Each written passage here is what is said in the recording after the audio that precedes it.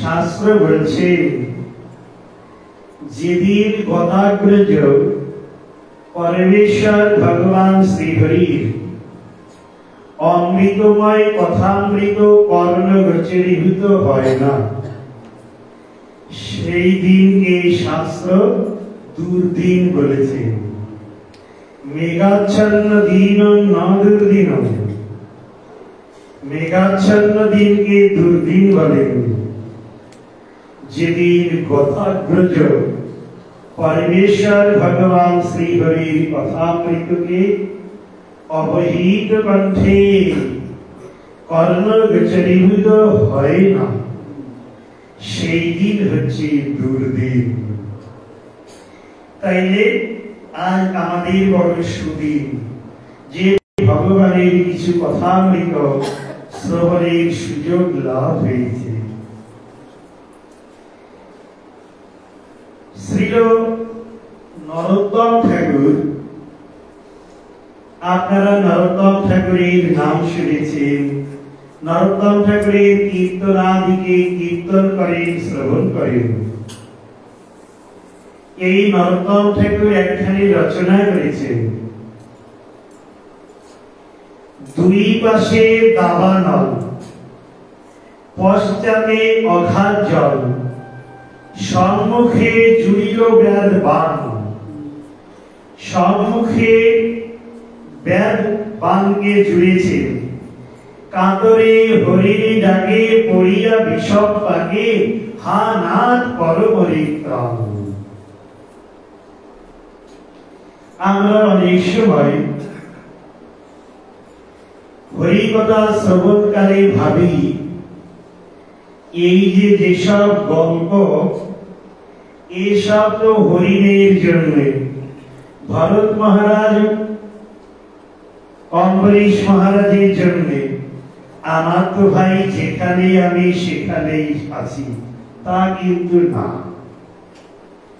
শাস্ত্র আমাদেরকে শিক্ষা দিয়ে উত্তম বস্তুকে পরিণত করাবেন বলে অপূর্ব রূপে কথামৃতকে শ্রবণ করিয়েছেন।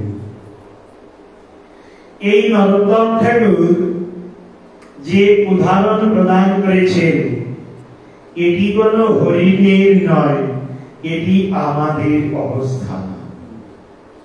কি বলছেন? দুই পাশে দাবানল।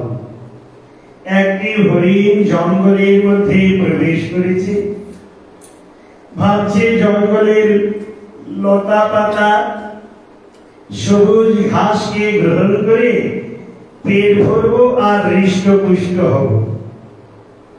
হঠাৎ দেখছে গাছে গাছে ঘষা লেগে আগুন জ্বলে উঠেছে, দুই দিকে এই দাবানল। দাব মানে হচ্ছে কাষ্ঠ। তাই যখন গাছে গাছে ঘষা লেগে আগুন জ্বলে তার নাম দাবানল হয়। আপনারা বৃন্দাবনে দাবানল কুণ্ড দেখেছেন। এই লীলাটি এই স্থানে। এখন আগুন জ্বলছে, হরিণ দেখছে হরিণ, এই দিকে যাবো দেখছে আগুন, এই দিকে যাবো দেখছে আগুন।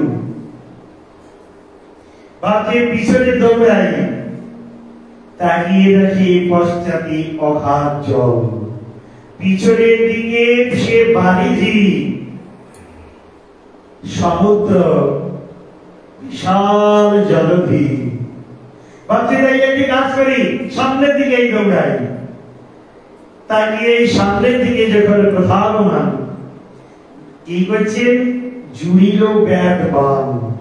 ব্যাট একেবার বান বিদ্ধ করবে বলে সামনে বসে রয়েছে। ঘাতককে সবাই বুঝে। একজন হরিণ দেখছে এইদিকেও আগুন, এইদিকে আগুন, সামনে ব্যাট বান ধরেছে, পিছনে বিশাল জলধি। এখন কি করি? তখন কি বলছেন? কাতরে হরিণ ডাকে পড়িয়া বিষম পাকে। দেখছে আর কোন রাস্তা নাই, চারিদিক আটকা। তখন কি বলছেন? হা না কর পরিত্রাণ, হে ভগবান এবার আমাকে ত্রাণ করো। আমাদের দেহে যখন রজবল থাকে, আমাদের বুদ্ধি যখন তীক্ষ্ণ থাকে, তখন বুদ্ধি, বিদ্যা, পাণ্ডিত্য, বিভিন্ন অহংকার কাজে লাগিয়ে চলি। যখন অন্তিম পর্ব এসে হাজির হয়ে যায়, তখন আর চোখ কথা শোনে না, দাঁত কথা শোনে না, পা কথা শোনে না, শরীর কথা শোনে না। তখন বলি, হে ভগবান তুমি ছাড়া আমার আর গতি নাই। কিন্তু শাস্ত্র বলছে, সে ধ্রুব মহারাজের লীলাকেই দেখুন, আর প্রহ্লাদ মহারাজের অপূর্ব লীলামৃতেই দেখুন। প্রহ্লাদ মহারাজ বলছে, কৌমারম আচারে প্রাজ্ঞ। যিনি প্রজ্ঞাবান ব্যক্তি, তিনি কুমার বয়স থেকেই হরি ভজন শুরু করবেন। কিন্তু আমাদের তো অনেক দিন অতিবাহিত হয়ে গেছে, এবার কি করণীয়? আমার পরম গুরুদেব বলতেন, যে ব্যক্তিটি সকালবেলায় ভিক্ষার ঝুলি নিয়ে বের হয়েছে, তার হয়তো খুব প্যাকেটটা ভরবে চাল আটাতে, কিন্তু অপর বেলাতে বিকাল বেলায় বের হলে অল্প তো হবে। এই জন্যে যখনই গদাগ্রজ ভগবানের কথা মৃতকে শ্রবণ করেছি, তখন আর কাল বিলম্ব না করে শ্রবণ পিপাসী হয়ে শ্রবণ, কীর্তন, স্মরণ, তারপর বন্ধন, তারপর সখ্য, আত্মনিবেদন, অর্জন আদি কার্যে আমাকে লিপ্ত হতে হবে। আমি যদি মনে করি কিছুদিন চলে যায় পরে করব, কিন্তু যে দিন অতিবাহিত হয়ে যাচ্ছে ওই দিন আর কিন্তু ফিরে আসবে না। এই জন্যে নলিনী দলবৎ জলবৎ তরলম তদ্বৎ জীবনম অতিশয় চপলম ক্ষণমপি সজ্জন সঙ্গতি রেখা ভবতি ভবার্ণবে তরুণী নৌকা। শঙ্করাচার্য যিনি সাক্ষাৎ শিবজি মহারাজ, শঙ্কর শঙ্কর সাক্ষাৎ শিব।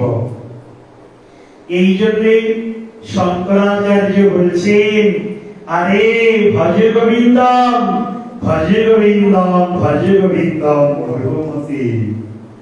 হে মূঢ়মতি জীব, তোমরা কাল বিলম্ব না করে গোবিন্দের ভজন করো, ভজন করো, ভজন করো। কেন? পদ্ম পাতাতে যেমন জল টলমল করে, সেই জল যখন তখনই জলধির মধ্যে মিশে যেতে পারে। আমাদের এই দেহে প্রাণ রয়েছে, কখন যে উৎক্রান্ত হয়ে যাবে এ কেউ জানে না। তাই একটি কাজ করো, ক্ষণমপি সজ্জন সঙ্গতি রেখা। ক্ষণকাল, ক্ষণকাল মানে 11.5 সেকেন্ড। ক্ষণমপি সজ্জন সঙ্গতি রেখা।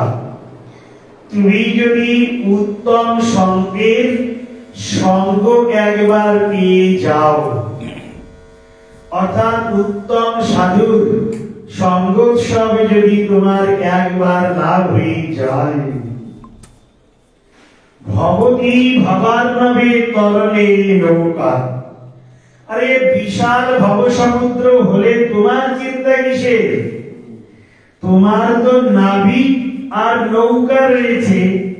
তা তুমি যদি সত্যি ঠিক ঠিক নাবিক যিনি চালাবেন সে যদি ঠিক হয় আর নৌকা যদি ফুটো ফাটা না হয়, তবে তোমার ভবসমুদ্র অবশ্যই পার করিয়ে দেবেন। অতএব সজ্জন সঙ্গতি রেখা, সাধুর সংস্রবের মধ্যে তোমার মনকে নিবিষ্ট করে দাও। তাইলে এই যে ভব সমুদ্র, এই ভব সমুদ্র পারের জন্য তোমাকে আর চিন্তা করতে হবে না। কিন্তু নাবিক ঠিক রয়েছে, নৌকা ঠিক রয়েছে, কিন্তু অনুকূল বাতাবরণ যদি না হয়, এবার নাবিক চাইছে একদিকে নৌকা নিয়ে যাব, আর যদি ঝড় এসে উল্টো দিকে নৌকাকে নিয়ে চলে যায়, তাইলে তো গন্তব্যস্থলে পৌঁছানো হবে না। তার জন্য কি বলেছেন? বাচ বেগম মনসুব্রত বেগম জিহ্বা বেগ উদর উপস্থ বেগম এতান বেগান যো বিশেত ধীর সর্বম ইমং পৃথিবী শিষ্যাৎ। রূপেশ্বরী পাদ এবার আমাদের পরম কল্যাণের জন্য মুখ খুললেন।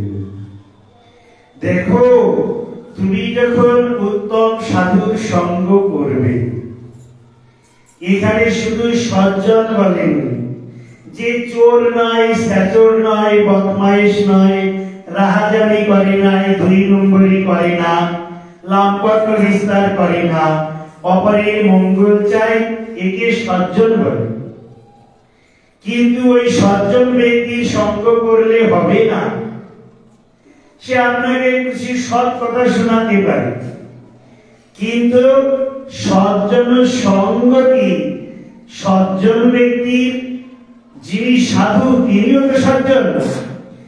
এইরকম উত্তম সাধুর যদি সঙ্গতি হয়ে যায়, সেখানে ক্ষণমপি সজ্জন সঙ্গতি রেখা, ক্ষণকাল যদি হয়ে যায় তবে তোমাকে তিনি কি করবেন? অনুকূল বাতাবরণ তৈরি করে দেবেন। অনুকূল বাতাবরণ কি করে তৈরি করবেন? আমরা প্রতিদিন কীর্তন করি, বৈষ্ণব ঠাকুর কৃষ্ণ সে তোমার কৃষ্ণ দিতে পারো, তোমার শক্তি আছে, আমি তো কাঙাল কৃষ্ণ কৃষ্ণ বলি ধাই তব পাছে পাছে। এইরকম উত্তম সাধুর যদি পদ অবলম্বী হই তাইলে কি হবে? তখন বলছেন প্রথম সাধু তোমাকে প্রথম শিক্ষা প্রদান করবেন। কি শিক্ষা? বাচোবেগ। তুমি বাক্যের বেগটাকে প্রথম দমন করো। বলে বাক্যের বেগ কাকে বলে? ভগবানের সেবা, ভগবানের নাম, ভগবানের লীলা, ভগবানের পরিকর, ভগবানের বৈশিষ্ট্য, এক কথায় তদ এবং তদীয় বস্তু বাদে যত কথা সব হচ্ছে বাক্যের বেগ। অনেকে আমাকে বলে, মহারাজ আপনি অসুস্থ বলে ঘরের মধ্যে মালা টেপেন, কিন্তু আমরা তো গ্রাম বা শহরে বাস করি, টিভি দেখি, মোবাইল দেখি, পেপার পড়ি, সারাদিন জগৎ নিয়ে থাকি। মঠে এসে আমরা যদি মুখ বুঝে থাকি তবে পেটটা ভুলে উঠবে। আমি জোরহাত করে বলবো, ভাই চেষ্টা করো বাক্যের বেগটাকে দমন করতে, যদি ভগবানকে পেতে চাও। বাক্যের বেগ, এরপর মনের বেগ। অনেকে ভাবে দেহের দ্বারা যে কার্য করতে পারছি না, একটু রাজা হব, একটু পরিভ্রমণ করব, একটু প্লেনে চড়ব, একটু পরি হয়ে পাখা মেলব, এ তো ভাই বাস্তবে হচ্ছে না, তাইলে মনে মনে একটু ভোগ করে নেব। এটি মনের বেগ। শাস্ত্রের পরিষ্কার বলছে মনের বেগটাকে আগে দমন করার জন্য গুরু বৈষ্ণব ভগবানের পায়ে পড়ে যাও। তুমি মনের বেগ দমন করতে গঙ্গা যমুনার জল দিয়ে, সার্ফ দিয়ে, শ্যাম্পু দিয়ে, ভালো সাবান দিয়ে বুকটাকে ঘষবে, হবে না। একমাত্র গুরু বৈষ্ণবের আশীর্বাদে এই মনকে জয় করা যাবে।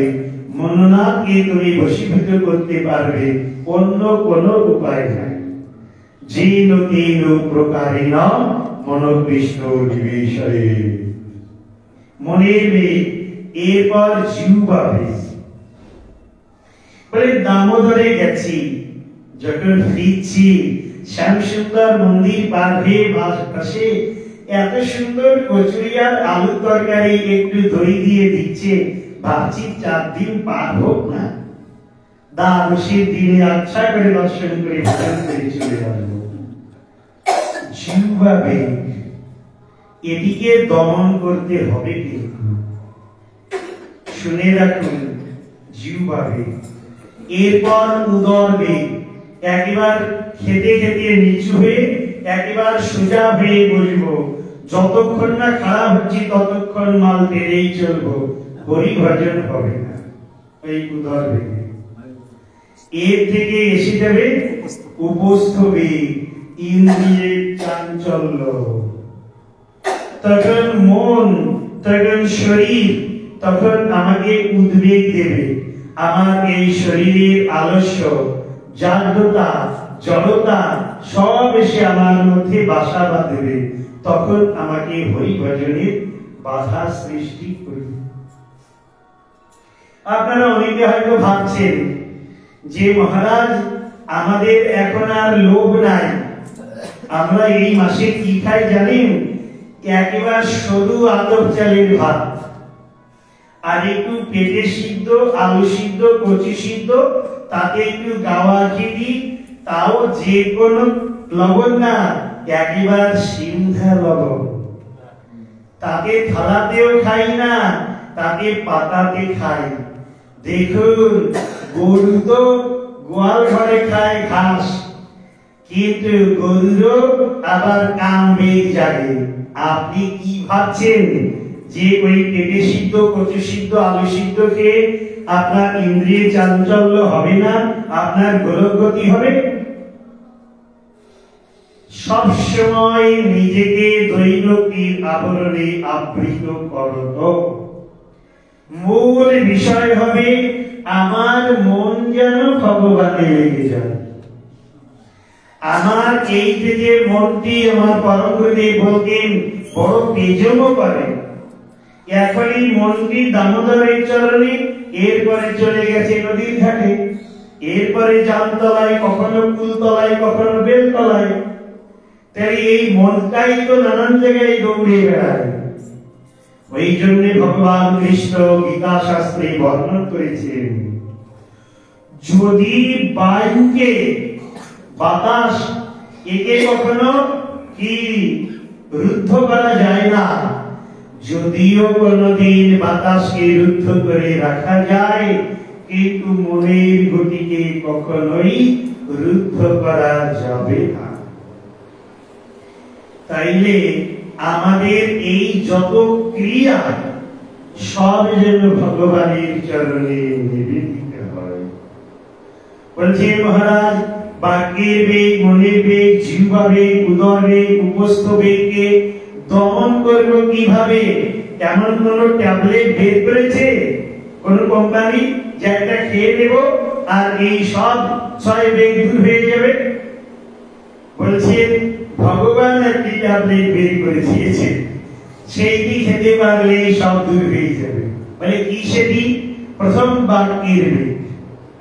তোমার যে বগর বগর করার যে স্বভাব, তুমি পারো না একাগ্র চিত্তে ভজন করতে, তুমি একটি কাজ করো, সাধুর নিকট গমন করো, সাধুর কাছে হরি কথা শুনিয়ে দাও। কোন ব্যক্তি এসেছে, আর সময় নষ্ট না করে তাকে হরি কথা শোনাও, তাহলে তোমার বাক্যের ব্যক্তি কি হবে? হরি কথাতে লিপ্ত হয়ে গেল, আর বাক্যের বেগ রইল না। এবার মনের বেগ, তুমি মন দিয়ে গুরু বৈষ্ণব ভগবানের চিন্তন করো নিরন্তর, একবার শয্যা ত্যাগ করে শুরু করে শয্যা গ্রহণ পর্যন্ত সবসময় অহর্নিশ চিন্ত কৃষ্ণ বলভবদনে। মহাপ্রভু বলেছেন, আমার মনটাকে ঘাটে বাটে নাটের সাথে লাগাতে দেব না। আমাকে যে কোনো প্রকারে না, এক গুরুদেব, নাই বৈষ্ণব, নাই ভগবান, নাই ভগবানের ধাম, নাই কোন শ্লোক, নাই কোন শাস্ত্র, নাই কোন কীর্তন, এর মধ্যে আমার মনটাকে নিবিষ্ট করতেই হবে। মনের বেগ আমার ইচ্ছায় ফিরে যাবে। জিহ্বা বেগ, আপনি যে কচুরি, সিঙ্গাড়া, চপ, মিষ্টি, মিঠাইয়ের লোভ হয়েছে, এইগুলো তৈরি করে ভগবানকে কেঁদে কেঁদে ভোগ দিন। এইবার ভগবান উচ্ছিষ্ট করে আপনাকে প্রসাদ রূপে প্রদান করবেন, এবার আপনি গ্রহণ করুন, আপনার জিহ্বা বেগ দূরীভূত হয়ে যাবে। উদর বেগ, বলছেন আপনি বললেন টান টান হয়ে খাওয়া নিষেধ না, আকণ্ঠ করিয়া করো প্রসাদ সেবন। আকণ্ঠ মানে কণ্ঠের বাইরে না, আকণ্ঠ মানে কণ্ঠ পর্যন্ত। আব্রহ্ম ভুবনা লোকা পুনরাবর্তী লোচন মামুকেন্দ্র তু কৌন্তেয় পুনর্জন্ম ন বিদ্যতে। আপনারা পড়েছেন না? আব্রহ্ম মানে ব্রহ্মলোক পর্যন্ত, সেই রকম আকণ্ঠ মানে কণ্ঠতল। ভগবানের মহাপ্রসাদকে খুব আদরের সঙ্গে নির্বিচারে গ্রহণ করবার চেষ্টা করুন, তাইলে ভয় নেই, তাইলে উদর বেগ হবে। আলুর চপ হয়েছে, কিন্তু আলুগুলোর খোসা রয়েছে। হ্যাঁ, চপটা ভাজা হয়েছে, কিন্তু চটাটা মোটা। যখনই বিচার এসে গেল, তবে মহাপ্রসাদের ক্রিয়া সেখান থেকে দূরীভূত হয়ে গেল। তাই উদর বেগ, তারপর উপস্থ বেগ। যদি সাপের দাঁতকে বিষের দাঁত তুলে ফেলা হয়, এইবার ওই সাপ যতই সবল দিক বিষ তো উদ্গীরণ করতে পারছে না, তো লোকে কি করে বলবে থাক না দাঁত। সাপের যে বিষের থলি সেইটাকে যদি তুলে ফেলে, অনেক সাপুরিয়া ভেতরে খেলা দেখায় চট করে সবল মারে, কিন্তু লোকটা মরে। যদি ওই বিষের দাঁতকে তুলতে ভুলে যায় তাইলে মরবে, কিন্তু বিষের থলি যদি আগে উপড়ে ফেলে দেয় তবে যতই সাপ সবল মারুক কখনোই মরবে না। আপনার এই দেহ, কিন্তু যদি আপনি ভগবানের চরণে কায় মন বাক্যকে একবার সমর্পণ করে দিন, তখন আপনার সব দায় ভগবান। যে ভগবান কৃষ্ণ, অনেক ব্যক্তি এইরকম সমালোচনা করেন, আপনারা ভগবান কৃষ্ণকে সিংহাসনে বসিয়ে অর্চন করেন, সেবা করেন। এই ভগবান কৃষ্ণ ধারাবাহিক ভাবে 16,108 মহিষী নিয়ে লীলা করেছেন। কেমন বড় লম্পট দেখুন তো। আবার কুরুক্ষেত্রের রণাঙ্গনে সেখানে আপনারা ভগবান ভগবান বলছেন, কেমন সেই পার্টিবাজ নিধন করো বলে একবার তীর বিদ্ধ করবার জন্য অর্জুনকে তুললেন। কিন্তু কানটাকে যদি টানেন, আপন ইচ্ছায় চোখ, মাথা, ভুরু, এই নাক, মুখ সব এগিয়ে যাবে।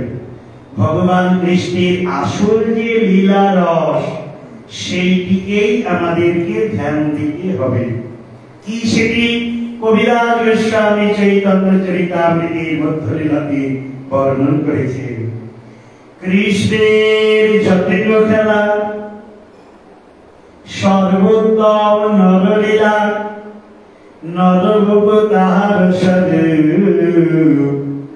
গোপবেশ বীরবল, নবকিশোর নটবর, নরলীলার হয় অনুরূপ। ভগবান কৃষ্ণ নর রূপে লীলা করেছেন, কিন্তু তিনি নর নন।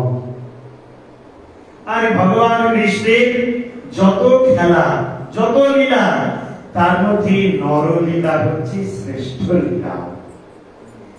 কিন্তু ভগবান কৃষ্ণ কেমন অন্তিমে বলেছেন নরলীলার অনুরূপ, খুব আন্ডারলাইন, নর নন, তিনি নরর মতন। এই জন্য ভগবান কৃষ্ণ গীতাতে কি 4th অধ্যায়ে কি বর্ণন করেছেন? জন্ম কর্ম চ মে দিব্য। ভগবানের জন্ম কর্ম দিব্য, সেটি প্রাকৃত নয়, অপ্রাকৃত। এই জন্যে আমরা আমাদের এই ঋষি আর ঋষিকেশ যখন দাদার সঙ্গে তিলক করেন, তখন একটি স্থান পান ঋষিকেশায় নমঃ। ঋষি মানে হচ্ছে ইন্দ্রিয়, ইন্দ্র দেবতা না, ইন্দ্রিয়। আর ইন্দ্রিয়ের অধিপতি ঋষিক ঈশ, ঋষিকেশ।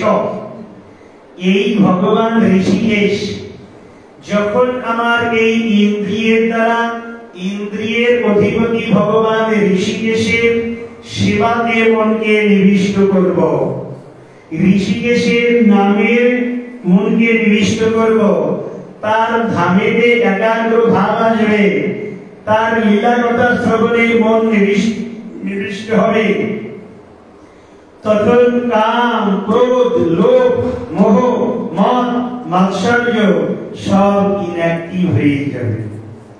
তখন রূপবেশ সেই বাদ বলছেন, যে ব্যক্তিটি আগে কামুক ছিল, যে ব্যক্তিটি আগে বাচাল ছিল, যে ব্যক্তিটি আগে লোভাতুর হয়ে জিহ্বা লাম্পট্যের দ্বারা বিতাড়িত হয়ে নানান দ্রব্য গ্রহণ করত, আর সেই ভক্তির হৃদয়ে একটি নব ভক্তির অঙ্কুরোদ্গম ঘটবে। আর এই নব ভাব যখন ভক্তের হৃদয়ে জাগরিত হবে, তখন ভক্ত ভাবে ভাবে হৃদয় ভবনে ভাবেয়ং ভাবন্তম। ওই ভাবনা রাজ্যের মধ্যে উন্নীত হয়ে সব অভাবকে দূরীভূত করে স্বস্বভাবে অধিষ্ঠিত হয়ে ভগবানের মহাভাব স্বরূপা রাধা ঠাকুরানীর কৃপা লাভ করে এই দামোদর ব্রতের সার্থকতাকে সম্পাদনে ব্রতী হতে পারবে। সেটি কি? তখন বলছেন ক্ষান্তির অপর্থ কালকদম বিরতির মানশূন্যতা আশা বন্ধু সমুৎকণ্ঠা নামগানে সদা রুচি আসক্তি তদ গুণাখ্যানে প্রীতি তদ বসতি স্থলে। এই 9টি ভাবের অঙ্কুরোদ্গম ভক্তের হৃদয়ে ঘটবে। সময় সংক্ষিপ্ত। কি কি? প্রথম ক্ষান্তি, ক্ষোভের কারণ এলেও অক্ষুব্ধ থাকা, এটা আপনার ইচ্ছায় হৃদয়ে এসে যাবে। ক্ষান্তি।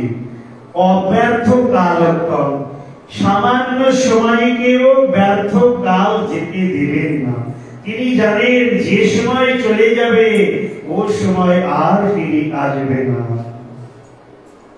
বিরক্তির মান শূন্যতা, এ জনজগতের জন বিষয়ের উপর একটি নিস্পৃহ ভাব এসে যাবে। মান শূন্যতা, আমাকে কেউ সম্মান করুক আর না করুক, যা হচ্ছে হচ্ছে, মান শূন্যতা। আশা বন্ধ, আমাকে এই জন্মে ভগবানের কৃপা লাভ করে জীবনকে ধন্য করতে হবে। যদি আর এর পরের আর জন্ম আমাকে মনুষ্য জন্ম না দেন, পরে যদি আমাকে দেব জন্ম দেন, দেবতা হয়ে তো আর কৃষ্ণ ভজন হবে না। অতএব আশা বন্ধ, এই জন্মে যে লোকের প্রকারেণ আমাকে ভগবানের কৃপা লাভ করতেই হবে। সমুৎকণ্ঠা, সম্যক রূপে একটি উৎকণ্ঠা, হে প্রভু দেখা দাও, কতদিন হয়ে গেল, কবে দেখা দেবে? প্রভু দয়া করো, কৃপা করো, আমার হৃদয়ে সম্প্রকাশিত হও, তুমি আমাকে দিব্য অনুভূতি প্রদান করো। হৃদয়টা যেন কেঁদে উঠবে উৎকণ্ঠা। নামগামী সদা রুচি, ভগবানের নাম আর ভগবানের কীর্তনে বড় রুচিকর। সেখানে এসো, আসুন, কীর্তনে বসুন, একটু নাম করুন, বলতে হবে না। আপন ইচ্ছাতে বড় টেস্টফুল বলে মনে হবে ভগবানের নাম, ভগবানের কীর্তন। আর কি? নামগানে সদা রুচি আসক্তি তদ গুণাখ্যানে, ভগবানের কথামৃত শ্রবণের জন্য অবহিত কণ্ঠ। আমি একবার আমার গুরুদেবকে দেখছি, হরে কৃষ্ণ হরে কৃষ্ণ কৃষ্ণ কৃষ্ণ হরে রাম হরে রাম রাম রাম। তখন কলিয়ারে এক এজিএম এসেছে, গুরুদেব বলছেন চেয়ার দাও। উনি অনেক কথা বলছেন, গুরুদেব হাসছেন, মাথাও নাড়াচ্ছেন, হরে কৃষ্ণ বলছেন। কি জানি, যখন লোকটা চলে গেল হাতে প্রসাদ দিয়ে, আমি বললাম ইনি কি করতে এসেছিলেন? তো কিছু শুনি নাই। আচ্ছা, 15-20 মিনিট ধরে বকর বকর করে গেল, আপনি কিছুই শোনেন নাই? আমি তো নাম করছিলাম। উনি কি বলছিলেন? এসছেন, তোমাকে বসতে দিতে বললাম, হাতে প্রসাদ দিতে বলেছি, চলে গেছে। সেদিন 15-20 মিনিট ধরে উনি কি বলেছেন আমি কিছু শুনি নাই। কেন বলেন তো? গুরু মহারাজের নামের মধ্যে যে নিষ্ঠা, হরে কৃষ্ণ বলছে, রাধা কৃষ্ণের চিন্তা করছেন, ওটা কি কলিয়ার দিয়ে বকর বকর করছেন, ওনার কাছে কিছুই না। আসক্তি গুণাখ্যান আর প্রীতি তদ বসতি স্থলে, ভগবানের যত লীলাস্থলে, এই লীলাস্থলীতে মনে হয় কবে আমার বাস হবে। যে ধামে ভগবান লীলা করেছেন, এই লীলাময় শ্রী হরির অপূর্ব সেই লীলাক্ষেত্র, যার ধূলি পরমাণুর মধ্যে অদ্যাবধি সেই লীলা মাধুর্য লুকিয়ে রয়েছে। হায় হায়, কবে হবে আমার সেই সুধী, কবে হবে বলো সেদিন আমার। ওই ধামে বাসের জন্য হৃদয়টি কেঁদে উঠবে। দেখুন, যদি সত্যি সত্যি বাক্যের বেগ, মনের বেগ, জিহ্বা বেগ, উদর বেগ, উপস্থ বেগ দূরীভূত হয়ে যায়, তবে ভগবান এইরকম 9টি ভাবের পঙ্কুরোদ্গম হৃদয়ে প্রদান করে তিনি তার নিত্য সেবাতে অভিষিক্ত করে নেবেন। ওই ভগবানের নিত্য সেবাতেই, নিত্য নিষ্ণাতির জন্যই এই দামোদর ব্রত প্রতিপালন। দামোদর ব্রত প্রতিপালন মানে বছরের 1 মাস একটু গান গাইবো আর দাঁড়িয়ে রেখে দেবো, কাপড় কাচবো না, একটি সিদ্ধ পক্ষ খাবো না। আমার মূল উদ্দেশ্য ভগবত প্রাপ্তি। প্রতিদিন বলি সেবায়ধি কার দিয়া কর নিজ দাসী, কিন্তু বুঝি না কি ব্যাপার। কিন্তু রাধা দামোদর যদি আমার উপর কৃপা প্রসন্ন হয়ে যান, তবে রাধা ঠাকুরানী অবশ্যই তার দাসীত্বে পরিণত করবে। আর এই ভাবটির হয়ে জাগরুক করবার জন্যই এই ব্রত প্রতিপালন। তাই আজ আমরা রাধা দামোদরের চরণে প্রার্থনা করব, হে রাধা দামোদর, আমাদের হৃদয়ে এইরূপ ভাব ভক্তি প্রদান করো, যে ভাব ভক্তির দ্বারা তোমার চরণ দ্বন্দ্বের অনুচিন্তন, অনুকীর্তন, অনুস্মরণ, অনুধাবন, অনুচাকৃতির মধ্যে প্রবেশ অধিকার লাভ করে এই মনুষ্য জন্মে সার্থকতাকে বাস্তবে রূপায়িত করতে পারি। হে রাধা দামোদর, তোমার জয় হোক, তোমার জয় হোক, তোমার জয় হোক। বাঞ্ছা কল্পতরু ভক্ষ কৃপা সিন্ধু এব চ পতিতানাং পাবনেভ্যো বৈষ্ণবেভ্যো নমো নমঃ। হরে কৃষ্ণ কৃষ্ণ কৃষ্ণ হরে হরে, হরে রাম রাম রাম হরে হরে। নিতাই গৌর প্রেমানন্দে গৌর হরি। জয় জয় শ্রী রাম।